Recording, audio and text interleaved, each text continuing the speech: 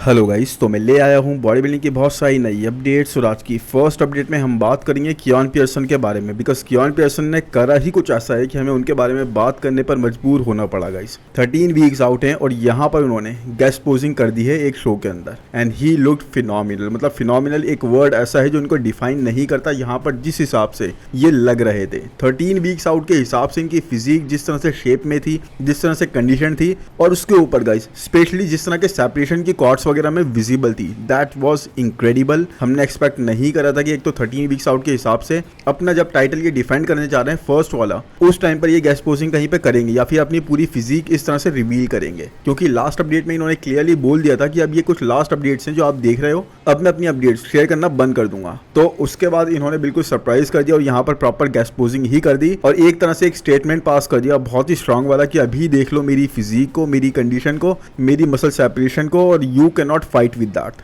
Definitely guys you can not fight with that. Strong क्लाइडा के chances देखो यहाँ पर अच्छी बैटल के हमें लग रहे हैं। स्टार्टिंग से हम इस बारे में बात कर रहे हैं, लेकिन इस पैकेज को बीट करना मैं नहीं समझता मैन, जिस तरह का शेप इनका दिख रहा है। I think undoubtedly guys best front double bicep pose ये हिट कर रहे हैं, कोई भी इसके टक्कर पे नहीं है। आई थिंक डायरेक्ट का अच्छा पोज है, लेकिन जिस तरह की सेपरेशन के आंसू पे पता लग रही है, जो कंडीशन पता लगी, जो वैस्कुलरिटी पता लग रही है, direct can not match that. इसीलिए डायरेक्ट का एक अपग्रेडेड वर्जन हम इनको बोलते हैं, एक बेटर वर्जन बोलते हैं कियान पियर्सन को। एनीवेज फ्रंट पोजेस देख लो, एस्थेटिक्स देख लो, they are on another level man, he is looking too good. उसके बाद जब ये बैक पोज हिट करने के लिए मूव करते हैं तो हमें लगा था बैक में कहीं ना कहीं कुछ ना कुछ तो हमें दिखेगा, लेकिन नहीं मैन, कोई वीकनेस नहीं है। डिटेल्स और डेंसिटी टोटली एडिड है इस बैक पर, और अभी भी काफ़ी इनको फैट लॉस करना है, आप समझ लो। उसके बाद भी अभी वेट कैप के ऊपर होने के बावजूद भी he is looking too damn good. Back में डिटेल और डेंसिटी ऑलरेडी पता लग रही है। आप समझो कि जब 13 वीक्स के बाद पूरे प्रॉपरली श्रेडिड होंगे, ये पूरे स्टेज वेट के अंडर होंगे, उसके बाद इनकी डिटेल्स किस तरह से निकल के आएंगी जो अभी ऐसी लग रही हैं। बैक पे देख रहे हो आप थिकनेस कैसी लग रही है, तो he was totally in the zone और पूरी तरह से कॉन्फिडेंट फील कर रहे हैं। इस बात से भी ये चीज़ पता लगती है कि अपने टाइटल डिफेंस से पहले आप अपनी फिजिक इस तरह से रिवील करो अपने कंपेटिटर्स के सामने, और जबकि कंपेटिटर्स आपके कोई छोटे मोटे नहीं है, आपके लिए प्रिपेयर कर रहे हैं शॉन क्लाइडा, जो मिनी रॉनी कॉलमैन के नाम से जाने जाते हैं, and he is working like crazy guys. मतलब एक अच्छी बैटल का हम लोग वेट तो कर रहे हैं, लेकिन यहाँ कियान पियर्सन ने सबको सरप्राइज कर दिया।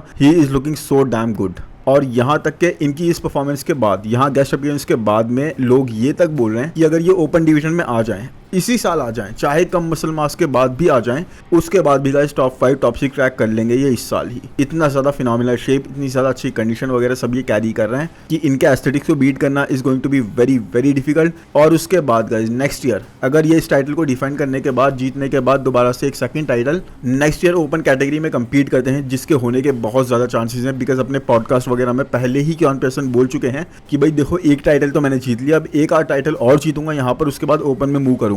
तो एक और 212 डिवीजन का एथलीट आएगा जो कि बहुत ही डोमिनेटिंग होगा ओपन डिवीजन में, डोमिनेट करेगा पूरी तरह से। बिकॉज सी डायरेक्ट को अगर ये लोग इतना सुपीरियर मान रहे हैं तो कियान पियर्सन तो उनसे कहीं ज़्यादा सुपीरियर हैं। एनीवेज अब बात अगर हमने डायरेक्ट की छेड़ी है तो डायरेक्ट की बात भी कर लेते हैं। बाकी आप कमेंट सेक्शन में जरूर बताना कि कियान पियर्सन की गेस्ट पोजिंग आपको कैसी लगी, या फिर शो के इतने करीब होते हुए भी अपनी फिजिक को इस तरह से रिवील करना एक चैंपियन के लिए, एक डिफेंडर के लिए, क्या एक सही डिसीजन है। बाकी अगर डायरेक्ट की बात करेंगे इस तो डायरेक्ट अपनी अपडेट्स में बोल रहे हैं कि गेम ऑन, यानी कि he is feeling really good. इन्होंने इस बारे में बात करी अपने यूट्यूब वीडियो में।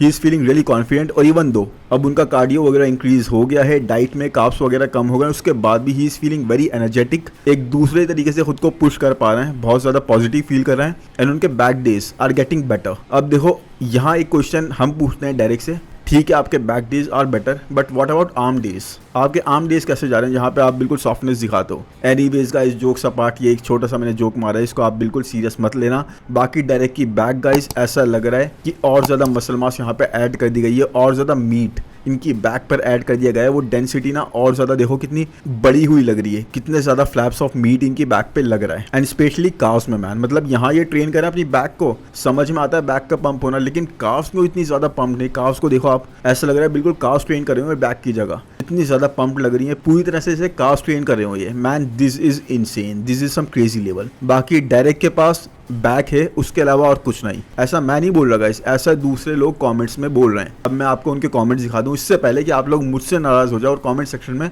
अंधभक्तों की तरह मेरे लिए कुछ कुछ बोलने लग जाओ। ये देखो, इसके रिप्लाई पे एक दूसरे पर्सन बोलते हैं कि एक पोस्ट आपको मिस्टर ओलंपिया का टाइटल नहीं जिताना चाहिए आपके एक पोस्ट के बेस पे। उसके बाद चलो इसको तो देख लिया, बाकी कुछ और कमेंट्स को भी देख लेते हैं। बाकी आप लोग नहीं तो मुझे बोल दो कि मैं ऐसा सोचता हूँ। बहुत सारे सेंसिबल लोग हैं जो ऐसा ही सोचते हैं, जो एक्चुअल में बॉडी बिल्डिंग को पसंद करते हैं, बॉडी बिल्डिंग लवर्स हैं, सीजनल फैंस नहीं है। अब देखो यहाँ पे दूसरा कमेंट, मैं कोई इंप्रूवमेंट नहीं देखता हूँ डायरेक्ट पे, ही इज जस्ट सॉफ्ट। उसके बाद उसका रिप्लाई, मैं एग्री करता हूँ। उसके बाद एक और रिप्लाई आता है कि यस सेम, और हमें पता है कि उनके लेग्स नॉर्मल की तरह यानी कि पहले की तरह ही डिसअपियर हो जाएंगे और फ्रंट से पूरी तरह से सॉफ्ट ही आएंगे स्टेज पर। उसका फिर से एक बंदा रिप्लाई करता है कि अग्रीड, ये तो टाइटल की कॉन्वर्जेशन में होने भी नहीं चाहिए। और उसके बाद एक रिप्लाई आता है यस, एक रेनिंग चैंपियन यानी कि जो ऑलरेडी टाइटल होल्ड करता है वो इस कॉन्वर्जेशन में ही ना हो टाइटल की। ये देखने में बहुत ही मजा आएगा। तो अब आप देख लो इस बारे में कितने लोग कितने तरह के ओपिनियन रखते हैं, and how many people are agreeing to the same opinion, and these are all sensible people. जैसा मैंने बोला गाइस, जो डायरेक्ट के अंधभक्त वगैरह नहीं है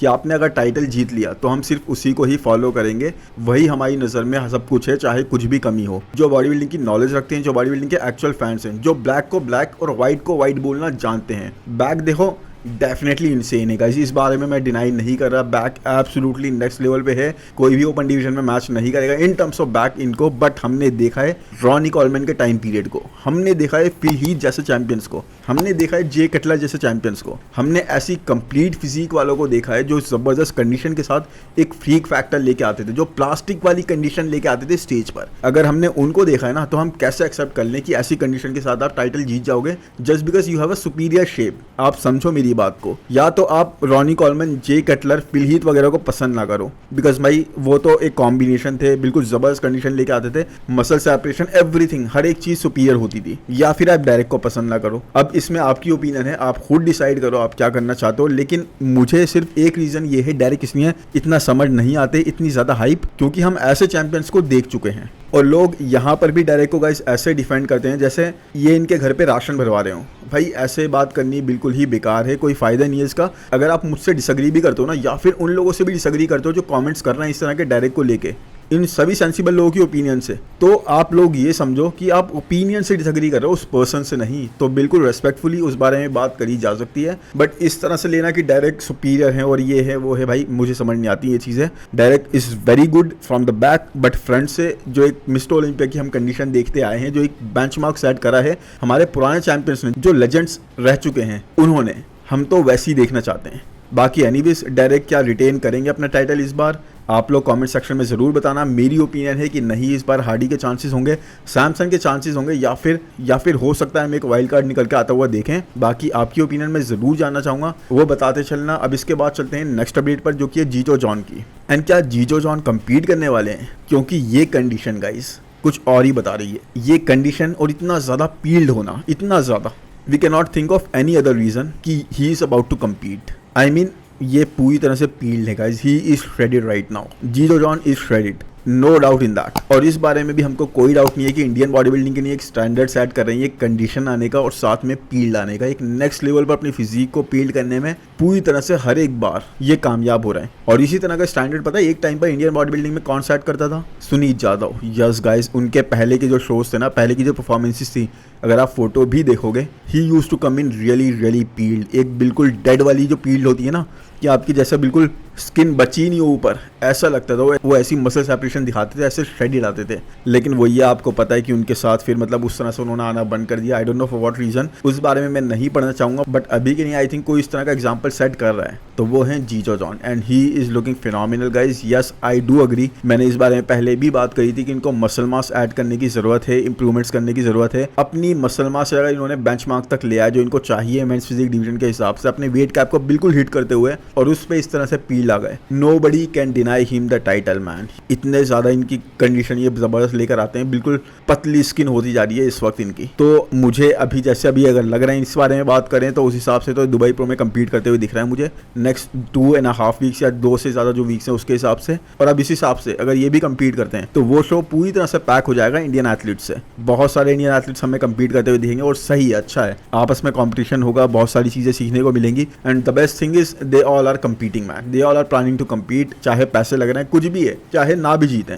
ये सब अब compete ज़्यादा से ज़्यादा करने के चांसेस ढूंढ रहे हैं, अपॉर्चुनिटीज़ एक्वायर कर रहे हैं, and they are learning man, and this is a very good thing.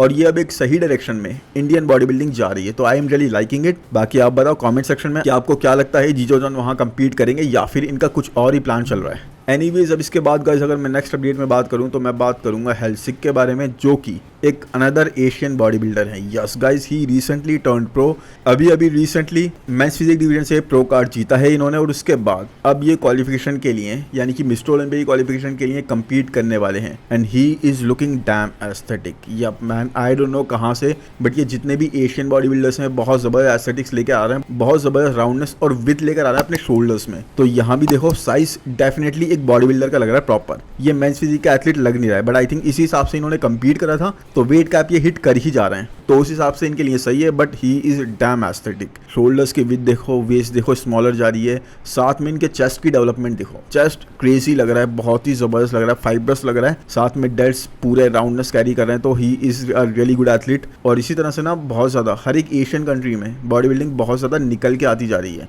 Anyways, आप बताओ आपको इनकी फिजिक कैसी लगी। बाकी अब नेक्स्ट चलें तो बात करते हैं कैरिज बज्जो के बारे में, जो कि अपना टाइटल डिफेंड कर रहे थे न्यूयॉर्क प्रो में, बट फेल हो गए। मतलब एक गलत वे में नहीं बोल रहा हूँ मैं इस चीज को बिल्कुल भी, लेकिन वहाँ अपना टाइटल डिफेंड करने से फेल हो गए और वहाँ पर टाइटल जीत लिया ओले ने, जिस बारे में हमने रिसेंटली बात भी करी थी। और गलती आई थिंक एक तरह से इनकी ही थी, बिकॉज जिस तरह से अपडेट्स के अंदर लग रहे थे उस तरह से स्टेज पर नहीं आए, अपनी पीक हिट करके नहीं आए थे, कंडीशन में थोड़ी सी कमी रह गई थी, कार्ब लोडिंग वगैरह में, और इसी वजह से ये लैग कर गए, नहीं तो जीत जाते। बाकी लास्ट ईयर इन्होंने मिस्टर ओलंपिया में फिनिश किया था टॉप 4 गाइस, तो प्लेसिंग कंसिस्टेंटली आप करते जा रहे हैं। और जजेस तो इनको पी जजिंग के टाइम पे थर्ड के लिए भी कंसीडर कर रहे थे, बट फाइनल्स में आई डोंट नो क्या हुआ कि एंजल कार्ड्रॉन को कंसीडर करा गया और इनको 4th पर प्लेस कर दिया गया। बाकी न्यूयॉर्क प्रो के बाद आई बिलीव अब ये compete करने वाले हैं जल्दी ही, जिस तरह से दिख रहे हैं टैंपा में या फिर टेक्सास में, बिकॉज क्वालिफाइड तो ये ऑलरेडी नहीं है, तो क्वालिफाई तो इनको करना ही होगा मिस्टर ओलंपिया के लिए। और देखो कितनी अमेजिंग बात है इस साल की गाइस कि एक टॉप 4 का एथलीट, टॉप 5 का एथलीट, टॉप 6 का एथलीट क्वालिफाई करने के लिए मुश्किलें हो रही हैं उसको।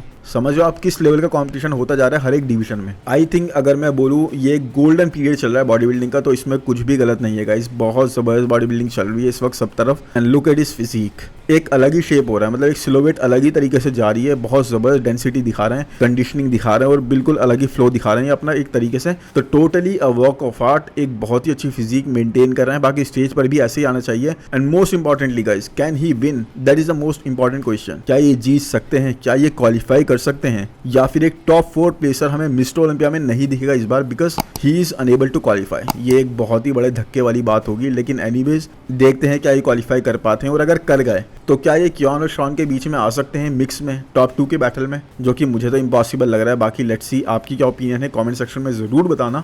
एनीवेज, अब चलते हैं नेक्स्ट अपडेट पे गाइस, तो उससे पहले वीडियो को जल्दी से लाइक कर दो यार, लाइक्स को हमारे बढ़ाओ ज़्यादा से ज़्यादा। और उसके बाद नेक्स्ट बात करते हैं हम फैबियानी सिल्वेन के बारे में। फैबियानी गाइस टोटली टॉप 6 ट्रैक करने का मिस्टर ओलंपिया में क्लासिक डिवीजन से पूरा पोटेंशियल रखते हैं, और इस बारे में बात सिर्फ मैं ही नहीं कर रहा, टाइलर मेनियन भी कर चुके हैं इनकी फर्स्ट अपीयरेंस के बाद, जहां से इन्होंने क्वालिफाई करा था मिस्टर ओलंपिया के लिए।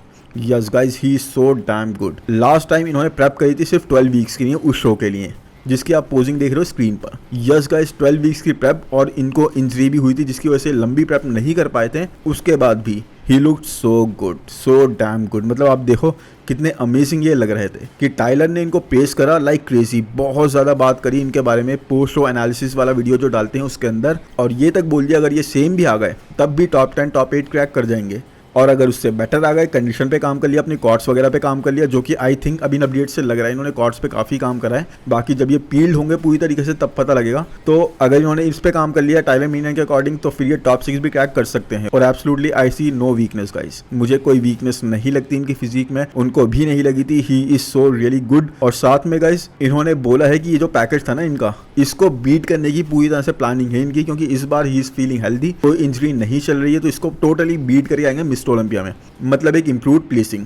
तो let's see how it goes for him, but he is really impressive guys and a person to keep an eye on. He is tall, और उसी हिसाब से इनका फ्रेम भी पूरी तरह से फुलर साइड पर है, तो बहुत ज़बरदस्त रहेगा। और इस साल हो सकता है टॉप 6 में हम बहुत सारे एथलीट्स को एंट्री करता हुआ देखें और बहुत सारों को निकलता हुआ देखें। क्लासिक डिवीजन है ही इतना ज़्यादा कंपेटिटिव। और इसी के बाद गाइस मैं बात करूंगा एक और क्लासिक डिवीजन के एथलीट की, सैम पैक्विन की, जो कि लास्ट ईयर हमें मिस्टर ओलंपिया में भी दिखे थे और ये भी another exceptional classic physique hold करते हैं। इस वीक ये कंपीट कर रहे हैं क्वालिफिकेशन के लिए। और यस, आप लोग सोच रहे होंगे कि मंडे को वीडियो आया है और मैं कह रहा हूँ इस वीक क्वालिफिकेशन के लिए फाइट कर रहे हैं, तो बॉस मैं वीडियो ज़रा जल्दी रिकॉर्ड कर रहा हूँ और I think Sunday late night इनका शो होगा, तो मुझे ऑफिस भी जाना है उसी हिसाब से। बाकी इनके रिजल्ट्स के बारे में कल के वीडियो में मैं कवर कर लूंगा, लेकिन ही is looking really good in updates के अंदर। आई मीन पहले भी ही हैड द शेप, पहले भी इनका शेप बहुत अच्छा था, हाइट बहुत अच्छी थी, बट उसके बाद भी गाइस सिंस इनकी हाइट इतनी अच्छी है, इनका फ्रेम उस तरह से फुलर साइड पर नहीं लग रहा था जिस तरह से इनका फ्रेम गाइस भरा हुआ होना चाहिए था। बट सिंस उस टाइम से इन्होंने काफी लंबे टाइम तक कंपीट नहीं करा, मिस्टर ओलंपिया के बाद आई थिंक इनका पहला शो है अब, तो एक अच्छा ऑफ सीजन लेने के बाद अपने फ्रेम को अच्छी तरह से इन्होंने भर लिया है and he is looking really really improved. मतलब आप ये पोजेस देखो और साथ में साइड चेस्ट पोज गाइस, इनके चेस्ट की कंडीशन देखो, इनके पील्ड होने की क्वालिटी देखो, इनकी स्किन क्वालिटी देखो कितनी ज्यादा पतली लग रही है, बिल्कुल प्लास्टिक स्किन जो होती है ना, जो हम माइकल डब्बूल को जानते थे इस चीज के लिए, वैसी स्किन दिखा रहा है। मतलब absolutely incredible, he is looking really really good। और सच में क्लासिक डिवीजन में गाइस इनके पास भी बहुत ज़बरदस्त पोटेंशियल है कहीं पर भी प्लेस होने का। आई थिंक इस साल ये टॉप 10 क्रैक कर जाएंगे या फिर टॉप 8 भी क्रैक कर सकते हैं, बट आई थिंक इस साल अगर ये क्वालिफाई कर गए बहुत डोमिनेटिंग वे में, यानी कि आज के शो में, तो फिर ये मिस्टर ओलंपिया में किसी के लिए भी खतरा बन सकते हैं, टॉप 10 तो क्रैक कर ही सकते हैं। साथ में guys look at the chest, the crazy level of conditioning man, मज़ा आ गया इस साइड चेस्ट पोज को देखते हुए, इस प्लास्टिक स्किन को देखते हुए। और जैसे यहाँ पर लग रहा है ना, मतलब कुछ आवर्स आउट में, इससे तो ऐसा बिल्कुल इम्पॉसिबल लग रहा है कि ये क्वालिफाई ना कर पाए। कोई बहुत ही भयंकर आना होगा किसी को, तब इनकी क्वालिफिकेशन रुकेगी, नहीं तो ये क्वालिफाई कर जाएंगे मिस्टर ओलंपिया के लिए। बाकी एनीवेज गाइस आज का वीडियो इतना ही था, आई होप आपको पसंद आया होगा। वीडियो को लाइक कर दो यार, या फिर पसंद नहीं आया तो डिसलाइक कर दो, कुछ तो कर ही दो। और कमेंट सेक्शन में ज़रूर बताना कि वीडियो आपको कैसा लगा, किसकी अपडेट्स आप मुझे और कवर करते हुए देखना चाहते हो। बाकी चैनल को सब्सक्राइब करना बिल्कुल भी ना भूलें, नोटिफिकेशन बेल को भी दबा दें। मिलते हैं नेक्स्ट वीडियो में, थैंक यू, बाय बाय।